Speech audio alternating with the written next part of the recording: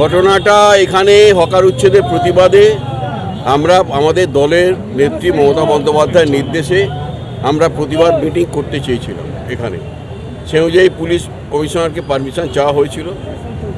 গতকাল 21 তারিখে প্রথম ডেট ছিল, 21 তারিখে পারমিশন দেয়নি পুলিশ কমিশনার। তিনি মুখে বলেছিলেন যে চিফ মিনিস্টারের প্রোগ্রাম আছে, সেই কারণে পারমিশন দেওয়া যাচ্ছে না।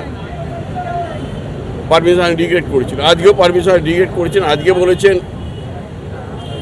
চিঠি পেয়েছি আমি 4টের সময়, চিঠিতে বলেছেন যে এই খুব কনজাস্টেড এরিয়া এটা, এখানে খুব বিভিন্ন লোকেরা যাতায়াত করে, বাস যাতায়াত করে, এখানে কোনো রকম অবস্ট্রাকশান করা যাবে না, এই বলে একটা রিগ্রেট ডিনায়াল লেটার দিয়েছে। তা সুতরাং পারমিশন দেয়নি পুলিশ, সেই কারণেই আমাদেরকে এখানে এসে ওয়েট করতে, অপেক্ষা করতে হচ্ছে।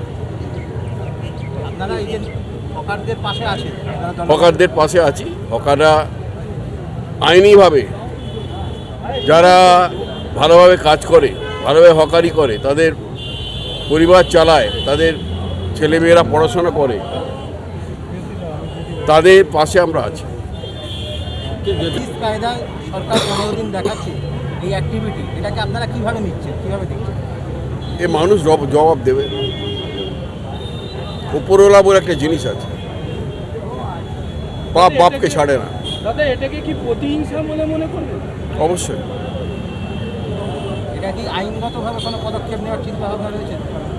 আইনগত পদক্ষেপ এই যে হকারদের দলকে জানাবো, দল ঠিক করবে। ঠিক আছে।